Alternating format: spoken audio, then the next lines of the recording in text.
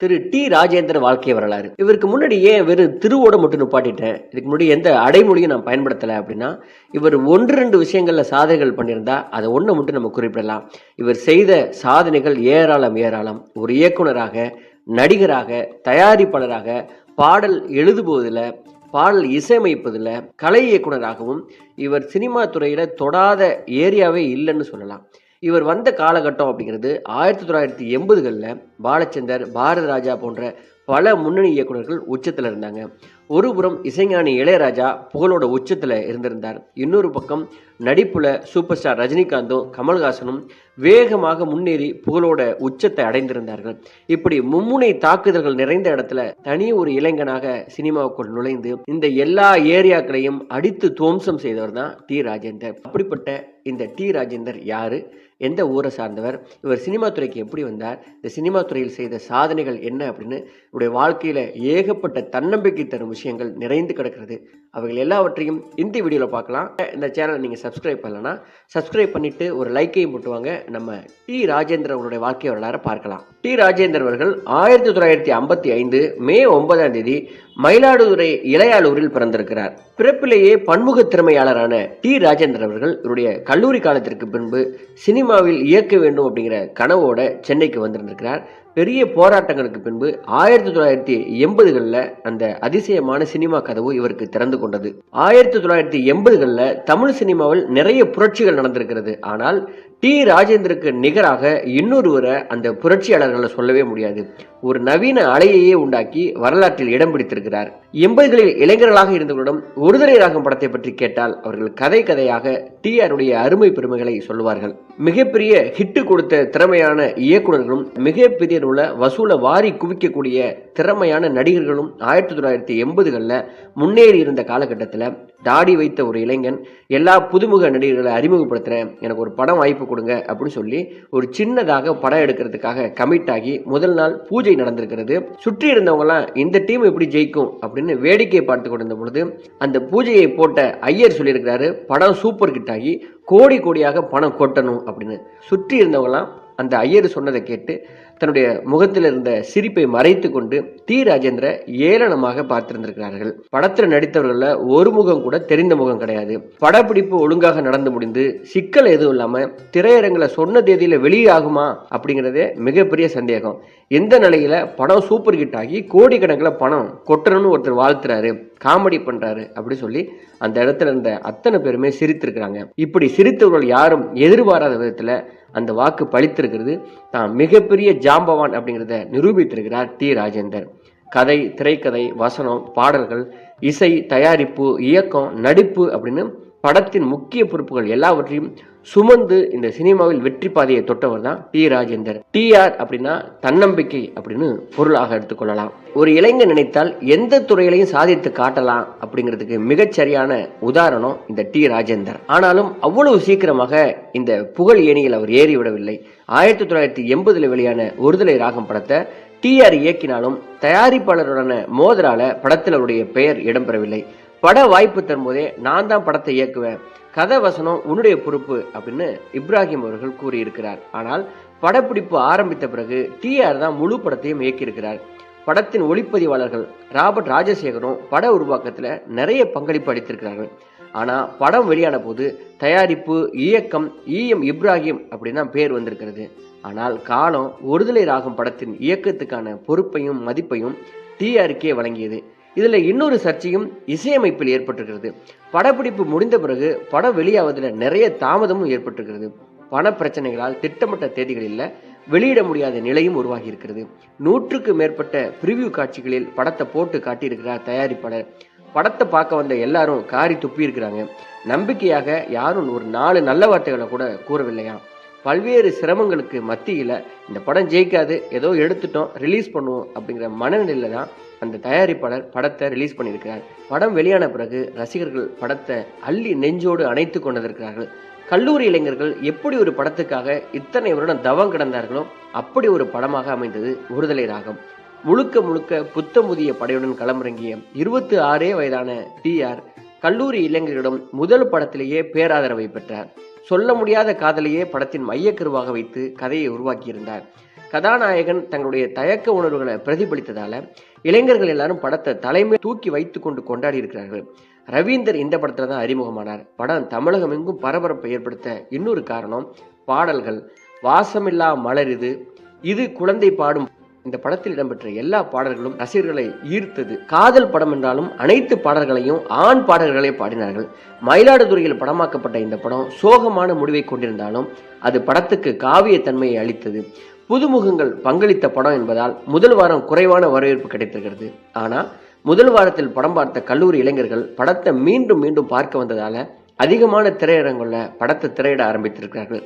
முதல் வாரத்தை தாண்டிய பிறகு இதன் ஓட்டத்தை அடுத்த ஒரு வருடத்துக்கு யாராலும் தடுத்து நிறுத்த முடியவில்லை. படக்குழுவினர் தமிழகமெங்கும் சென்று படத்தை மேலும் மேலும் விளம்பரம் செய்தார்கள். பட வெற்றியில் ஒரு சோகம். வெற்றிக்கு முக்கிய காரணமான TR இன்று வரைக்கும் ஒருதலை ராகம் படத்தை பார்க்கவே இல்லையா. படம் வெளிவந்த போது டி ராஜேந்தருக்கு ஒரு தியேட்டருக்கு போய் படம் பார்க்க கூட கையில காசு இல்லையா. நண்பர் ஒருவர் 3ஆம் நாள் என்று இவரை அழைத்துட்டு போயிருக்கிறார். படத்தை இயக்கியவர் அப்படின்னு வேறொருடைய பெயர்.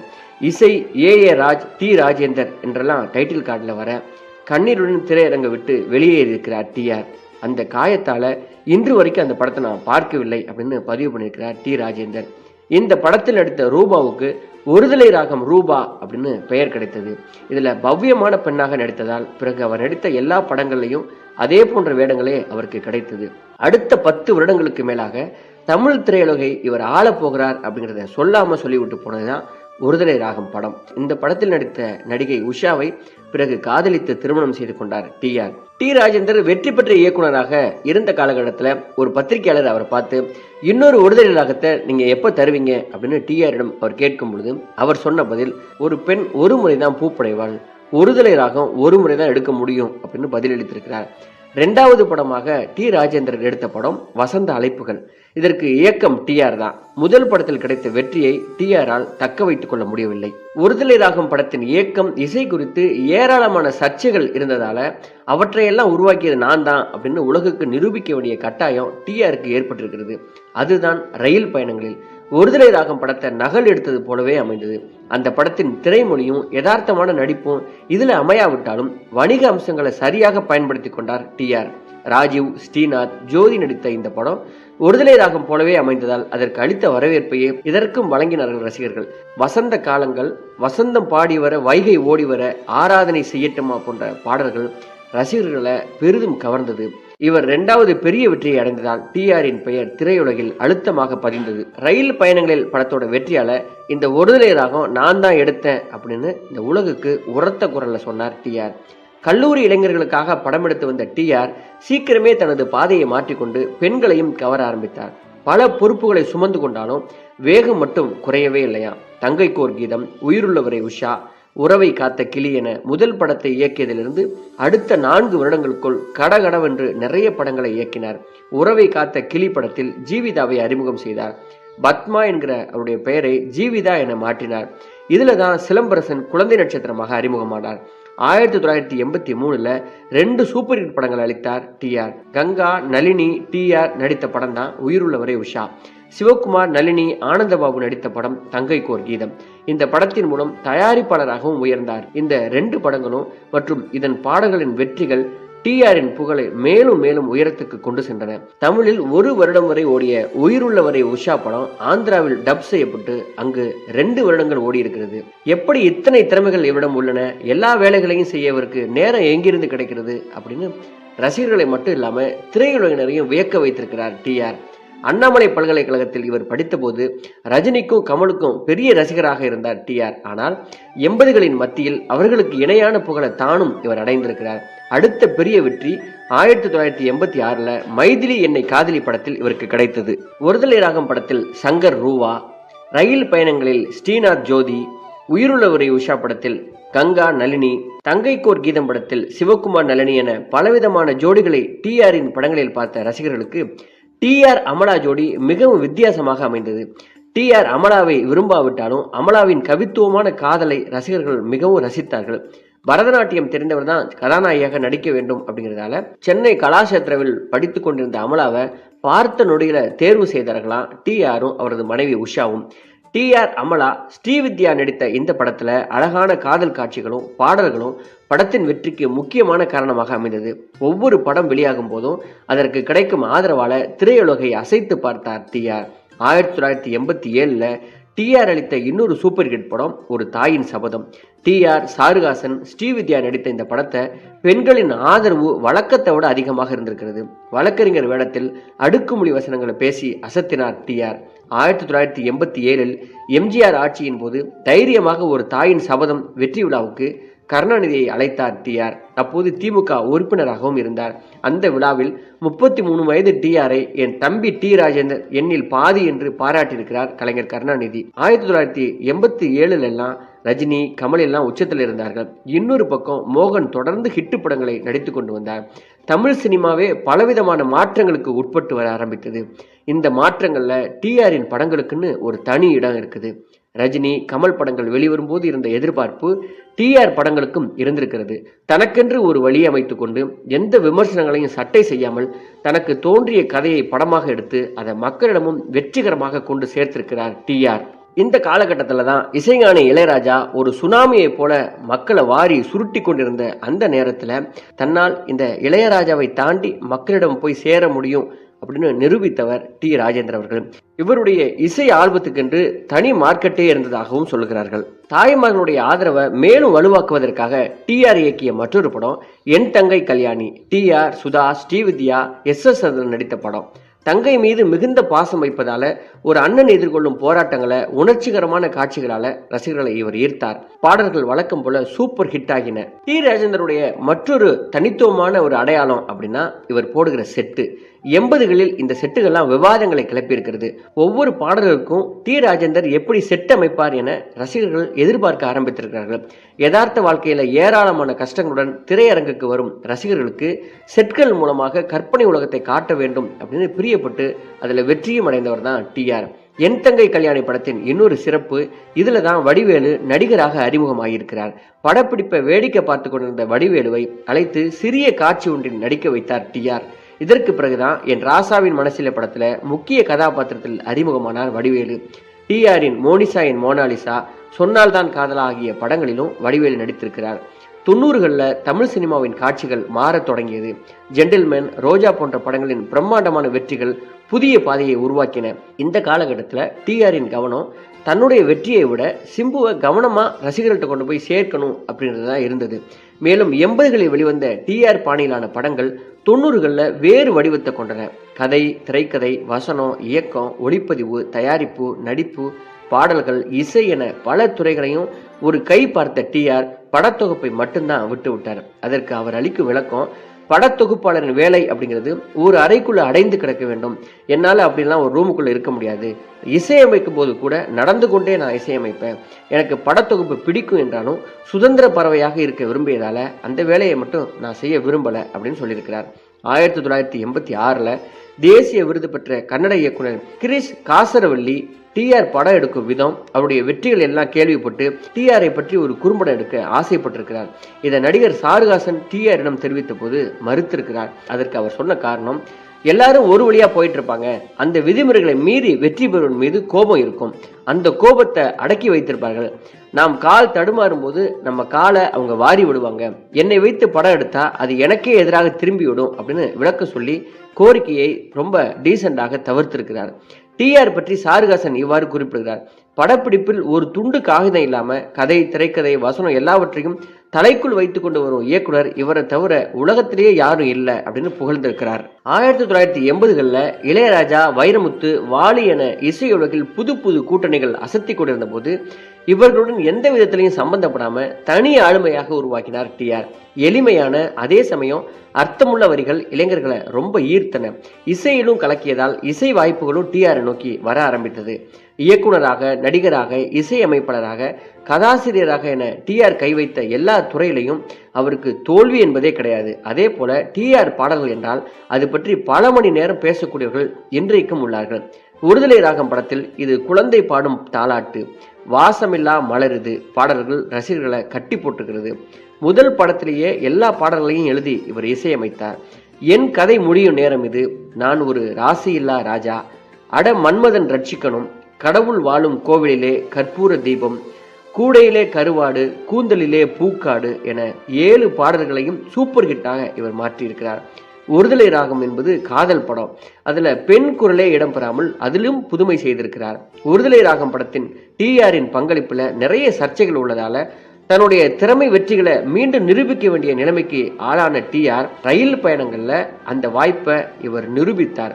வசந்தம் பாடி வர, வைகை ஓடி வர, அமைதிக்கு பெயர்தான் சாந்தி, வசந்த காலங்கள், இசைந்து பாடுங்கள் என படத்தின் அனைத்து பாடல்களையும் சூப்பர் ஹிட்டாக்கி நான் தான் அந்த படத்துக்கு இசையமைத்தேன் அப்படிங்கிறத ரொம்ப உரத்த குரல்ல சொன்னவர் தான் டிஆர்.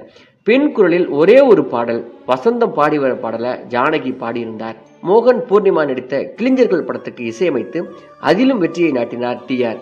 விழிகள் மேடையாம் பாடல் பட்டி தொட்டி எங்கும் ஹிட்டானது. இதன் பிறகு தான் இயக்காத பல படங்களுக்கும் இவர் இசையமைத்தார். தங்கைக்கோர் கீதம் படத்தில் எஸ்பிபி பாடிய தஞ்சாவூர் மேளம், எல்லார் அஞ்சலி பாடிய தண்ணியிலே மீனை போல மற்றும் டிஆர் பாடிய தட்டி பார்த்த கொட்டாங்குச்சி போன்ற பாடல்கள் ரசிகர்கள் கொண்டாடி தீர்த்திருக்கிறார்கள். ரசிகர்கள் தனது இசையையும் பாடல் வரிகளையும் ரசிக்கிறார்கள் என்று தெரிந்த பிறகு டிஆரிடமிருந்து இன்னும் விதவிதமான பாடல்கள் வெளிவந்தன. உயிருள்ளவரை உஷாவில் கேஜே யேசுதாஸ் பாடிய வைகக்கரை காற்றே நில்லு மற்றும் எஸ்பிபி பாடிய கட்டடிப்போம் கட்டடிப்போம் காலேஜுக்கு பாடல்கள்லாம் ஹிட் ஆகின. ஜானகி 2 பாடல்களை பாடினார். உறவை காத்த கிளியில் 4 பாடல்கள் தான். யேசுதாஸ் பாடிய எந்தன் பாடல்களில் நீ நீலாம்பரி பாடல் சூப்பர் ஹிட் ஆனது. பூக்களைத்தான் பறிக்காதீர்கள் இந்த பாடல்களை யாரால் தான் மறக்க முடியும். 1986 வெளியான இவரது படத்தில் மலேசியா வாசுதேவன் பாடிய இந்த பாடலை யார் எப்பொழுது கேட்டாலும் அழாம இந்த பாடலை கேட்கவே முடியாது. 1986 வெளியான மைதிலி என்னை காதலிய படத்தின் பாடல்கள் அனைத்தும் super duper hit. Yesudas TR பாடிய அட பொன்னான மனசே, டிஆர் பாடிய என் ஆசை மைதிலியே, எஸ்பிபி பாடிய பொன்மானை தேடி, தண்ணீரிலே நானும் முந்தன் இந்த பாடல்கள் எல்லாம் ரசிகர்களை சிலிர்க்க வைத்திருக்கிறது. இளையராஜா இசையில ராஜாங்க நடத்திய காலகட்டத்தில் தன்னளவில் இன்னொரு ராஜானா அப்படின்னு சூப்பர் ஹிட் பாடல்களை கொடுத்து தொடர்ந்து தன்னுடைய தனி முத்திரையை பதித்து கொண்டிருக்கிறார் டிஆர். 90களில் தேவா எப்படி இசையமைப்பாரோ அப்படி இசையமைத்திருந்திருப்பார். விஜயகாந்த் நடிப்புல ராஜசேகர் இயக்கிய கூலிக்காரன் படத்துக்கு எஸ்பிபி பாடிய வச்ச குறி தப்பாது, எஸ்பிபி ஜானகி பாடிய குத்து விளக்காக இந்த பாடல்கள் படத்தோட வெற்றிக்கு பெரிதும் உதவி இருக்கிறது. 1987 வெளியான ஒரு தாயின் சபதம் படத்தில் சொல்லாம தானே இந்த மனசு துடிக்குது, அட காதலிச்சா போதாது, ராக்கோழி கூவையில போன்ற பாடல்களை ரசிகர்கள் மீண்டும் மீண்டும் கேட்டு ரசித்தார்கள். என் தங்கை கல்யாணி படத்தில் தோல் மீது தாளாட்ட, தங்கச்சிக்கு சீமந்தம், பூ ஒன்று வளர்த்தேன் அப்படின்னு தொடர்ந்து ஹிட்டு பாடல்களை அளித்தார் டிஆர்.